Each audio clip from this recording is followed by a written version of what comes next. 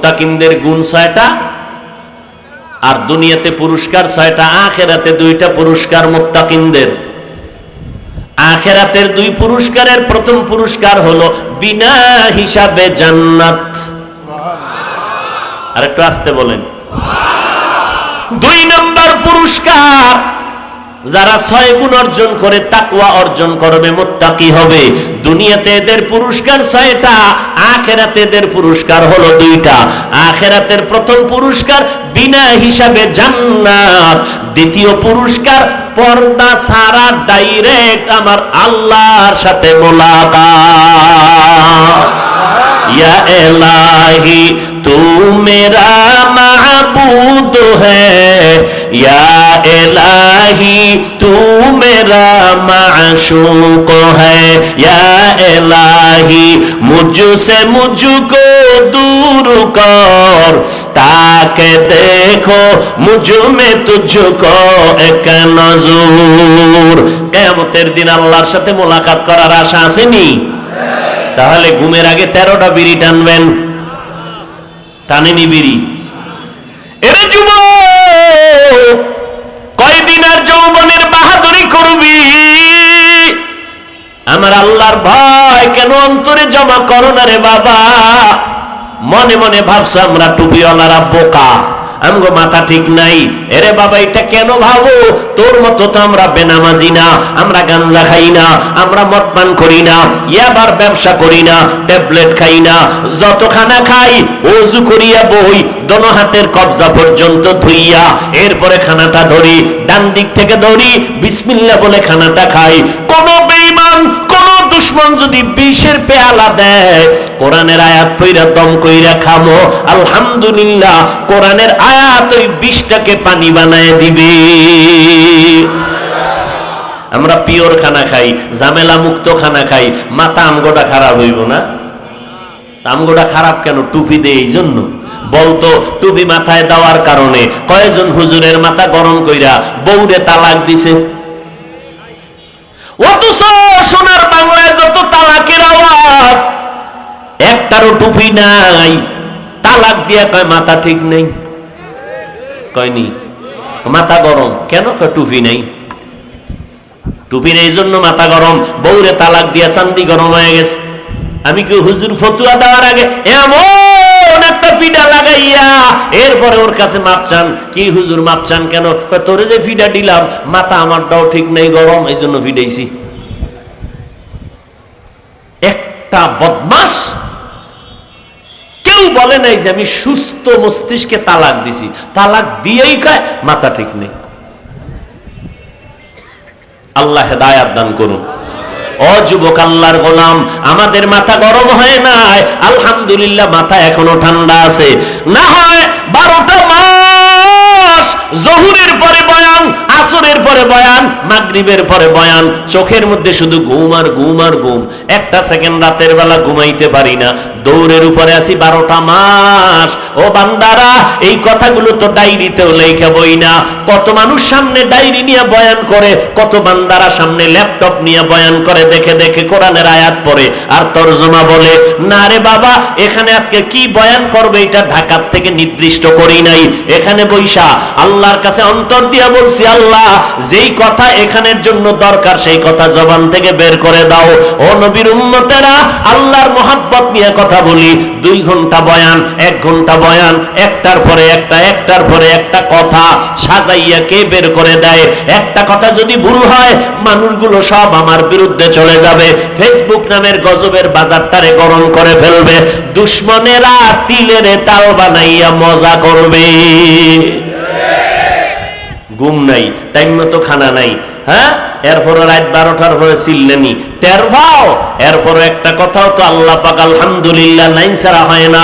অতএব যারা বলো আমগো মাথা গরম, এই কথার দ্বারা প্রমাণ তোমার মাথাই গরম।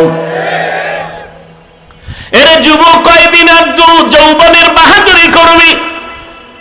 আমরা টুপি দেওয়ার কারণে, দাড়ির কারণে, নবীর তরিকা মানার কারণে আমরা সম্মান থেকে বঞ্চিত হই নাই। মহামারী করোনায় কত যুবকের তাজা প্রাণগুলো চলে গেল। তুমি আর কয়দিন বাহাদুরি করবা? 25 বছর বয়স, আরো 25 বছর বাঁচার গ্যারান্টি আসেনি? আছে? নাই। অতএব তওবা করে নাও। মনে মনে ভাবো হুজুরদের কথা মতো নবীর তরিকা চলবো, কিন্তু স্বাধীনতা তো থাকবে না। তোমার চোখের সামনে তাকায় দেখো, আমরা যারা নবীর তরিকা মতো চলি, আমগো তো স্বাধীনতা নষ্ট হয় নাই। স্কুল কলেজের ছেলে মেয়েরা 5 বেলার নামাজ পড়াও স্বাধীনতা ভাবে চলে না। স্বাধীনভাবে তুমি পারো না কেন? তোমার মতো বহু বান্দা জীবনে মাদ্রাসায় পড়ে নাই, আলিফ বা তাও জানে না, জেনারেল লাইনে পড়ছে অথবা পড়েই নাই। তোমার লাইনের মানুষটা র্যাব, আর্মি, পুলিশ, বিডিআরের চাকরি করে, 1 ওয়াক্ত নামাজও বাদ দেয় না। তুমি জবান দিয়া জবাব দাও, আছে না নাই? বলো বাবা, তুমি কেন পারবা না? তোমার মতো বান্দা রাস্তায় গাড়ি চালায়, ড্রাইভারি করে, গাড়ি থামায়, নামাজ পড়ে, 1 বেলার নামাজও বাদ দেয় না। নিজের বিবেকটাকে জিজ্ঞাসা করো, বাবা তুমি কেন নামাজ পড়তে পারো না? তোমার মতো যুবক নদীর মধ্যে মাছ ধরে, 1 বেলার নামাজও ছাড়ে না, দাড়িও কাটে না। তুমি কেন দাড়ি রাখতে পারো না, নামাজ পড়তে পারো না? আল্লাহর কোরআনটা কি মিথ্যা মনে করছো? নবীর কথাগুলো কি মিথ্যা মনে করেছো রে বাবা? অনুরোধ করে বলছি, না না, আজকে আমিও যদি তোমার মতো প্যান্ট শার্ট টাই লাগাইয়া রাস্তায় মাস্তানি করতাম, কেউ আমারে বাধা দিত না। এত কষ্ট করে টুপিটা পরলাম, টুপি মাথায় দেওয়ার কারণে মাথাটা গরম গরম ভাব, এরপরও কেন টুপি ফালাই না? দাড়িটা লম্বা করার কারণে যৌবনের ভাব চলে যায়, তারপরও কেন দাড়ি কাটি না? লম্বা জামাটা পরার কারণে শরীরটা গরম লাগে, তারপরও কেন জামাটা ফালাই না? কওমি মাদ্রাসায় লেখাপড়া করেছি, কত জাতি ভাইরা পর্যন্ত বাঁকা নজরে বাজে কথা বলে, এরপরও কেন লাইনটা ছাড়ি না? চিন্তা ভাবনা করে দেখলাম মানুষ গড়ার ফ্যাক্টরি আর এই রাস্তা ছাড়া একটাও নাই। ওরে নবীর উম্মতের দল, আল্লাহর কোরআন সত্য, নবীর কথা আমার সত্য। আমার নবী 63 বছর হায়াতে একটা মিথ্যা কথা জীবনে বলেন নাই। তুমি একজন নেতার নাম কও যে জীবনে মিথ্যা বলে নাই? দাঁড়াও, আসেনি? আছে? একজন আমার রসুল জীবনে 63 বছর একটা মিথ্যা কথা। মক্কার মুশরিক বেঈমানেরা কয় মুহাম্মদ আলামিন। দুশমন হইয়াও সত্যটাকে স্বীকার করছে।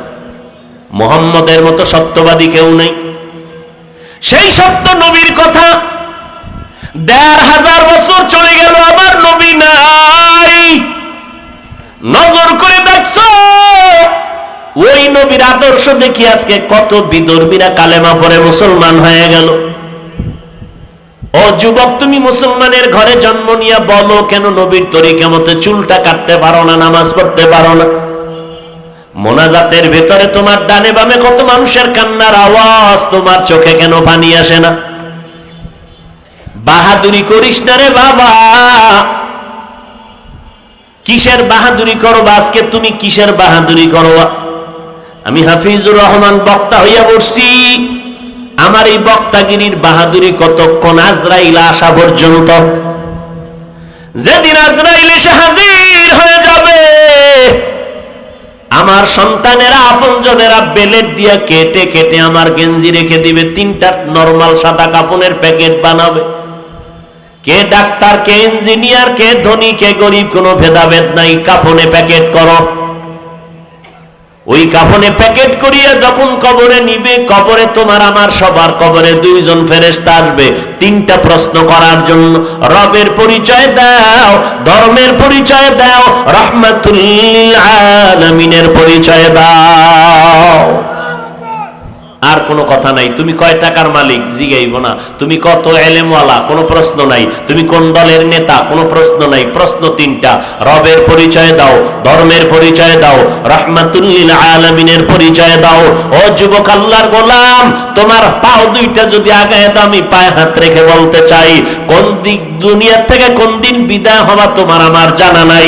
নবীর তরিকা মানিয়ে চলো। স্কুলে পড়া বন্ধ করা দরকার নাই, কলেজে পড়া বন্ধ করা লাগবে না। চাকরিও ছাড়া লাগবে না রে বাবা।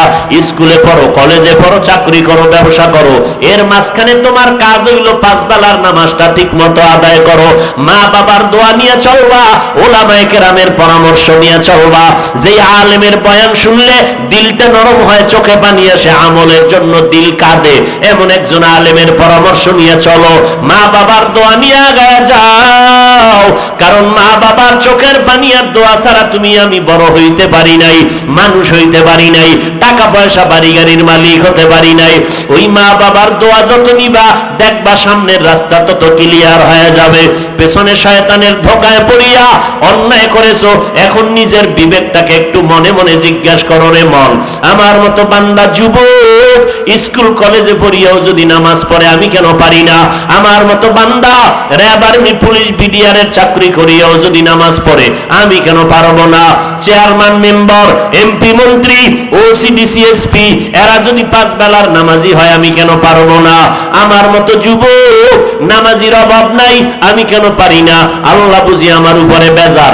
ও আল্লাহ, আজকে থেকেই তওবা করার নিয়ত করে ফেললাম, তোমার কোরআন অনুযায়ী নবীর তরিকায় জীবনটা চালাবো, নামাজ ছাড়বো না, বেপরদায় চলবো না, মা বাবারে কষ্ট দিব না, ওলামায়ে কেরামের বিরুদ্ধে যাব না, নবীর তরিকার বাহিরে যাব না, দেশ এবং জাতির বিরুদ্ধে কোনো ষড়যন্ত্র করব না।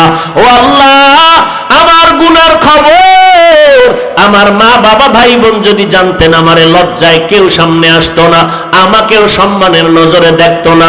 আল্লাহ, আপনি জানেন এই ময়দানের মধ্যে আমি কত বড় গুনাহগার। গুনার কারণে আমার হাত না পাক, আমার চোখ না পাক, জিহ্বা না পাক, অন্তর না পাক। ও আল্লাহ, আজকে আপনি রাগ করিয়া গুনার কারণে পানিও বন্ধ করেন নাই, বাতাস বন্ধ করেন নাই।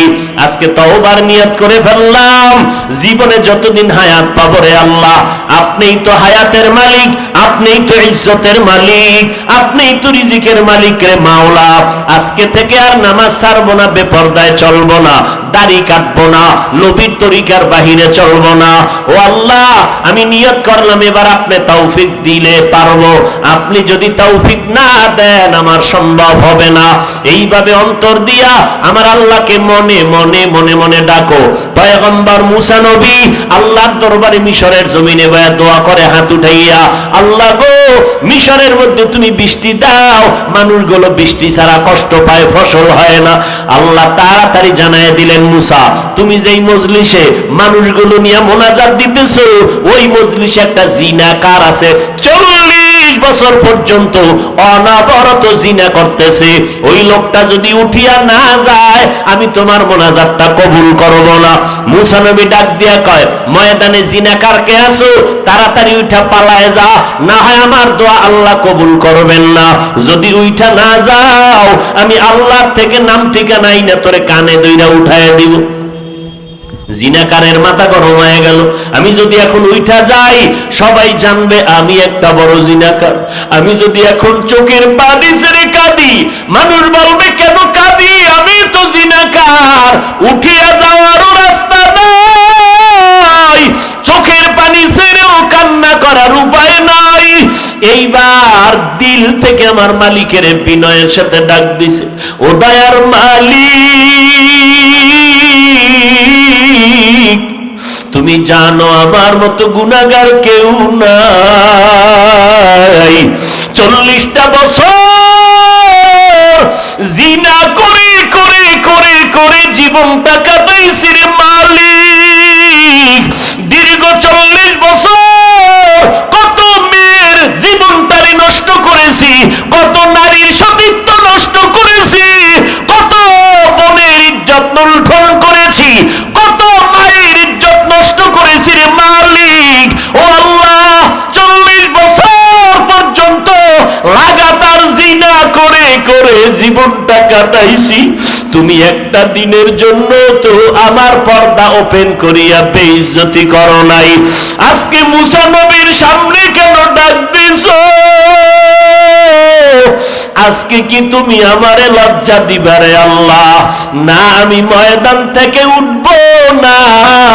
ও আল্লাহ, তুমি আমাকে মাফ করে দাও। 40টা বছর পর্যন্ত তুমি যেমন রহমতের চাদর দিয়া রাখছো, আমি এত বড় পাপের কাজ করার পরেও তুমি পানি বন্ধ করো নাই, রাগ করিয়া তুমি খানা বন্ধ করো নাই, বাতাস বন্ধ করো নাই। ও আল্লাহ, তুমি আজকে আমারে মাফ করে দাও। জিনাকার এমন ভাবে দিল থেকে আমার মালিকের ডাক দেওয়া শুরু করলো। মুসা নবী তাকায় দেখে জিনাকার এখনো উঠে না, কিন্তু সাদা আকাশটা কালো হয়ে গেল, মেঘে বৃষ্টি পড়া শুরু হয়ে গেল। মুসা নবী ডাক দিয়ে কয়, মালিক, জিনাকার উঠে নাই, কেন তুমি বৃষ্টি দিয়েছ? আল্লাহ ডেকে বলে, রে মুসা, তুমি জানো না আমি যার কারণে বলছি বৃষ্টি দিব না, তার কারণেই আমি বৃষ্টি দিয়ে দিলাম। উলাইকা রাফিকা। আল্লাহ বলেন, প্রত্যেকে আমরা নামাজে দাঁড়াইয়া প্রত্যেক রাকাতেই পড়ি ইহদিনাস সিরাতাল। আপনারা পড়েননি না? আয়াতটা বাদ দিয়া যান। সিরাতাল্লাযীনা আন'আমতা আলাইহিম। নামাজ পড়তে গিয়ে আমরা কি বলি? আল্লাহ, হেদায়েতের পথ দেখান। কেমন হেদায়েতের পথ? যেই পথটা আপনি আপনার আপন বান্দাদেরকে দেখাইছেন। সিরাতাল্লাযীনা, তাদের পথ, আন'আমতা আলাইহিম, যাদের উপরে হেদায়াত নামক নেয়ামত আপনি দান করেছেন, তাদের পথ। এই পদ্ধতি শিখাইলেন কে? আল্লাহ। এখন আপনি যাদের উপরে হেদায়াত নামক নেয়ামত দান করেছেন, তাদের পথ, তারা কারা? তারা 4 দল: নবীগণ, সিদ্দিকগণ, শহীদগণ, সালেহগণ। নবিয়্যিন, সিদ্দিকিন, শুহাদা, সালিহিন, এরা ব্যক্তি। তাহলে ব্যক্তি কয় দল? 4 দল। সমস্ত ব্যক্তিদের মধ্যে শ্রেষ্ঠ ব্যক্তি হলেন রহমাতুল লিল আলামিন। জোরে বলেন, রহমাতুল লিল আলামিন। তিনি হলেন শ্রেষ্ঠ ব্যক্তি। এবার আসেন, দ্বিতীয় পদ্ধতি বা ব্যবস্থার নাম কি বলছিলাম? আল্লাহর পক্ষ থেকে দেওয়া কিতাব। কিতাবের সংখ্যা 104। কত? আর মানব জাতির দল, অর্থাৎ প্রতিনিধি দল, আল্লাহর নির্বাচিত প্রতিনিধি দল, কয় দল? 4 দল। আর কিতাব কয়টা? 104। সমস্ত কিতাবের শ্রেষ্ঠ কিতাব কুরআনুল কারীম। সব কিতাবের শ্রেষ্ঠ কিতাব কোনটা? সবাই বলেন। আর সব ব্যক্তিদের মধ্যে শ্রেষ্ঠ ব্যক্তিকে? রহমাতুল লিল আলামিন। দোনোটা আমরা পেয়েছি, আলহামদুলিল্লাহ। শ্রেষ্ঠ নবীও আমরা পেয়েছি, শ্রেষ্ঠ কিতাব আমরা পেয়েছি। কপাল খারাপ, কপাল মূল্যায়ন করতে জানি না। যদি মূল্যায়ন করা শিখতাম, তাহলে মুসলমানের 12 মাস বয়ান করা লাগতো না। বয়ান করার প্রয়োজন ছিল বিধর্মী হিন্দুদের মন্দিরে, খ্রিস্টানদের গির্জায়। কিন্তু 12 মাস মুসলমানকেই বয়ান করা হচ্ছে।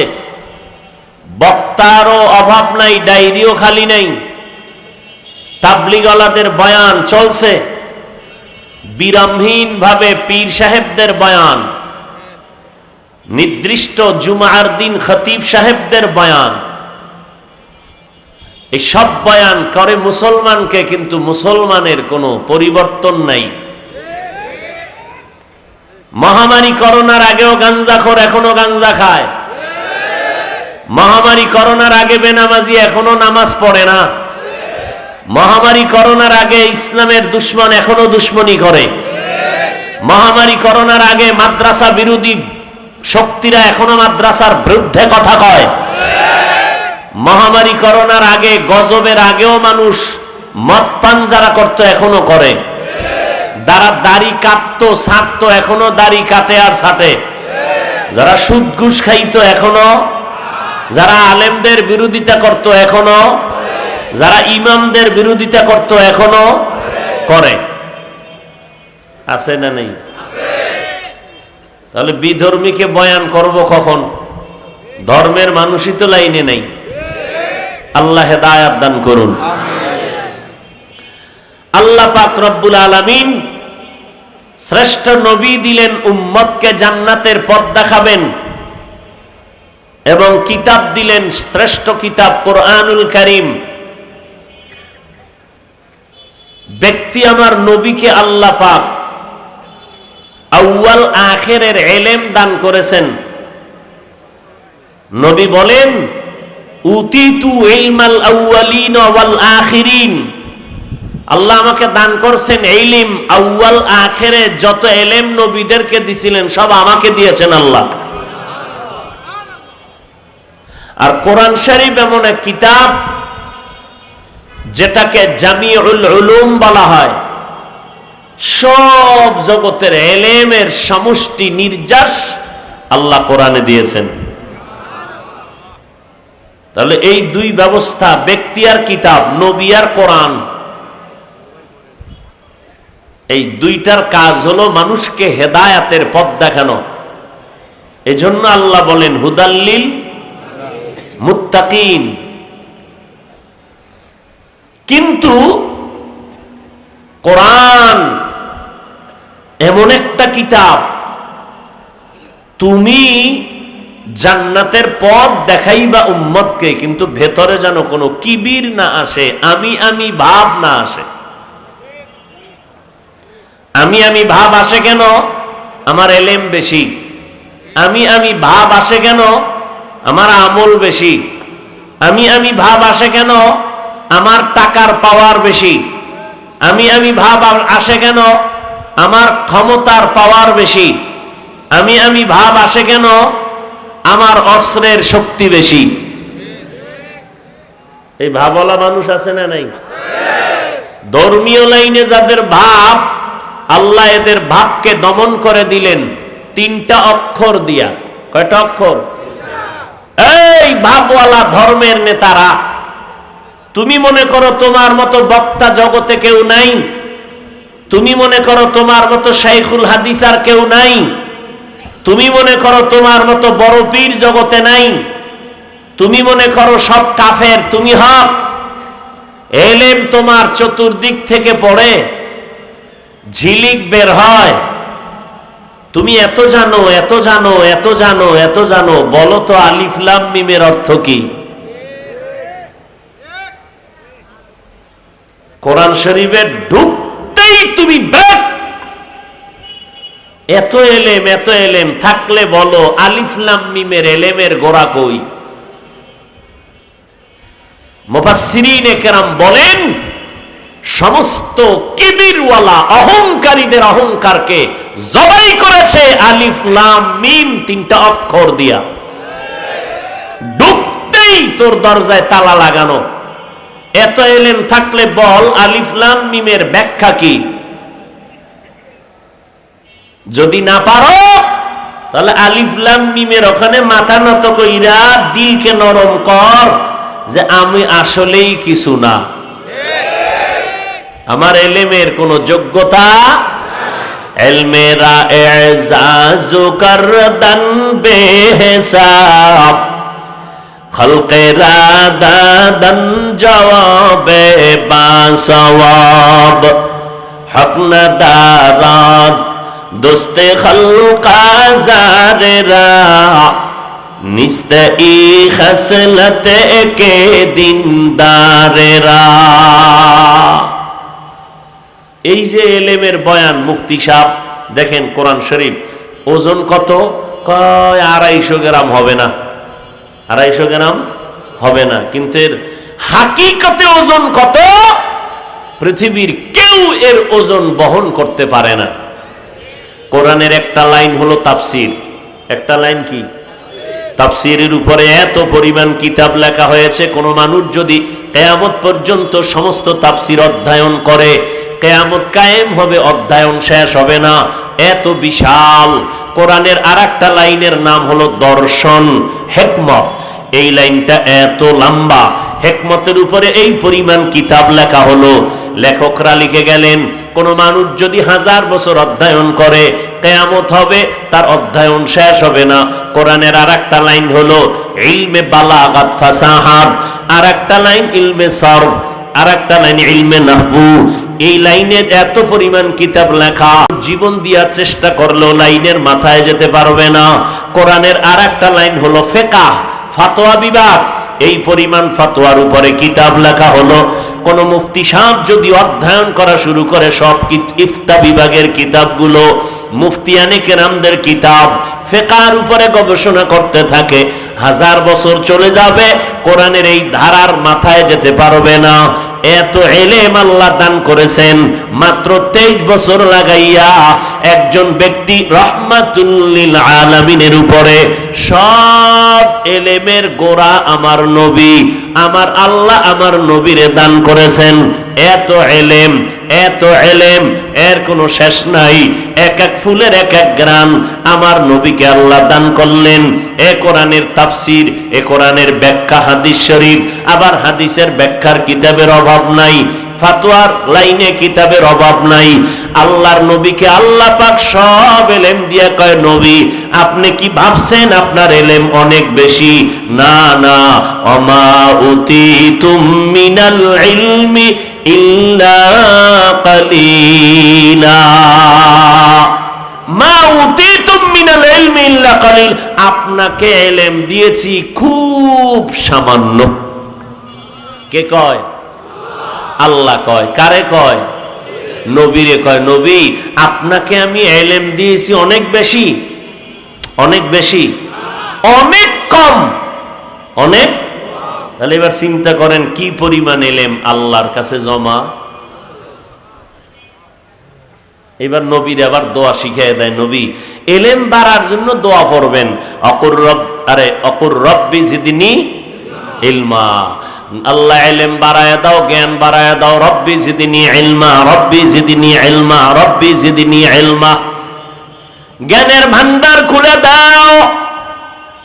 আমাদের মাদ্রাসার ছোট ছোট বাচ্চাগুলো যখন মাদ্রাসায় যায়, দরুদ শরীফ পড়ে, এরপরে নবীর শিখানো দোয়া পড়ে, রব্বি জিদনি ইলমা, আল্লাহ ইলম বাড়ায় দাও, জেহেন খুলে দাও, ব্রেন বাড়ায় দাও, মুখস্থ শক্তি বাড়ায় দাও।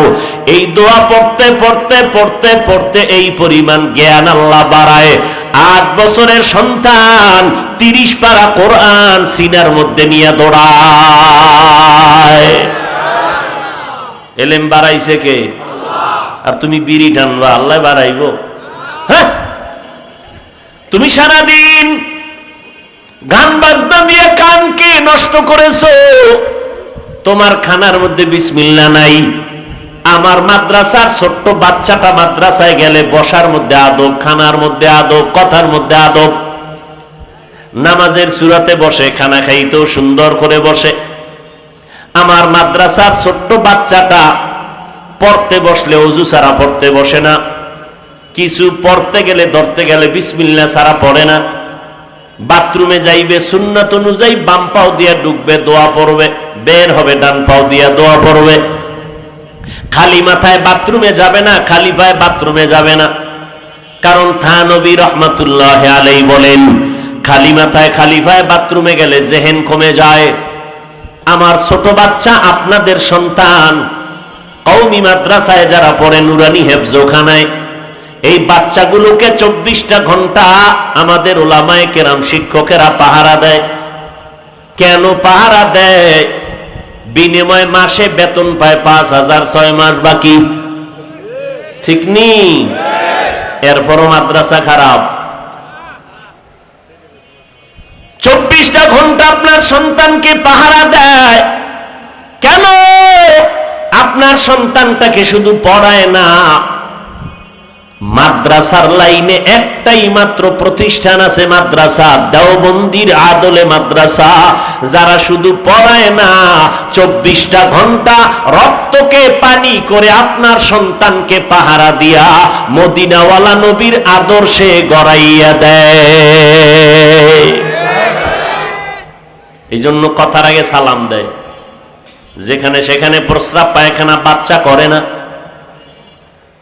3 বছর মাদ্রাসায় পড়া মাত্র বাচ্চাটা জুমার নামাজের ইমামতির যোগ্যতা অর্জন করে ফেলল, জানাজার ইমামতির যোগ্যতা অর্জন করে ফেলল।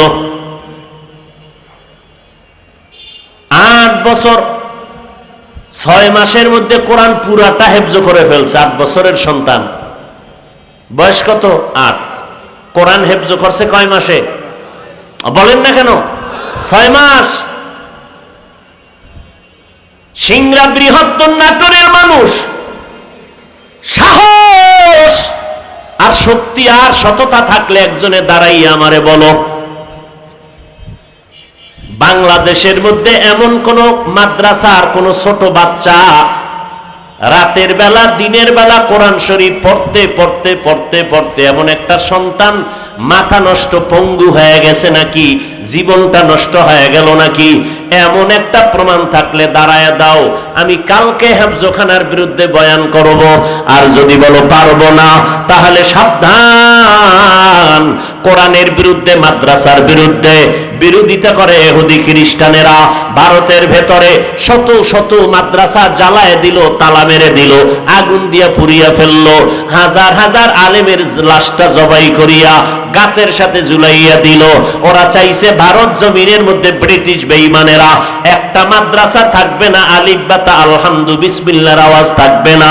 আল্লাহ কয় আমার সিদ্ধান্ত, এই জমিন থেকে এমন একটা গাছ আমি লাগাবো, এলেমের গাছ, আর এই গাছের ফল খাবে সারা দুনিয়ার মানুষ। আল্লাহ গাছ লাগাইলেন। কাসেম নানতবী রাতের বেলা ঘুমায় গেলেন, স্বপ্ন দেখতেছেন মদিনাওয়ালা নবী হাজির হয়ে গেলেন।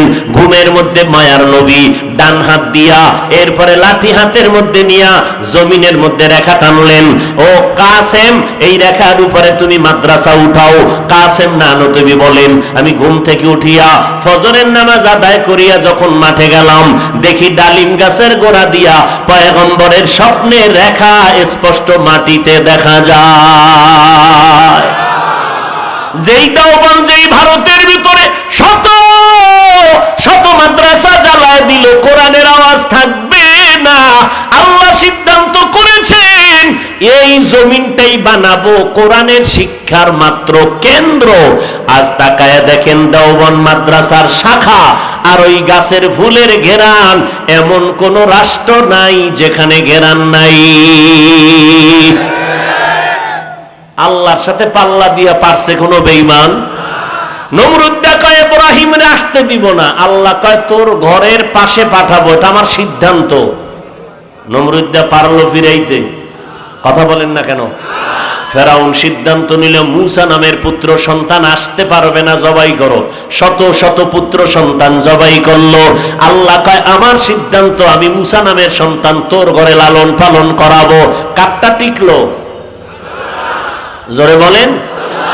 ওয়ামাকারু ওয়ামাকারাল্লাহ ওয়াল্লাহু খায়রুল মাকিরিন।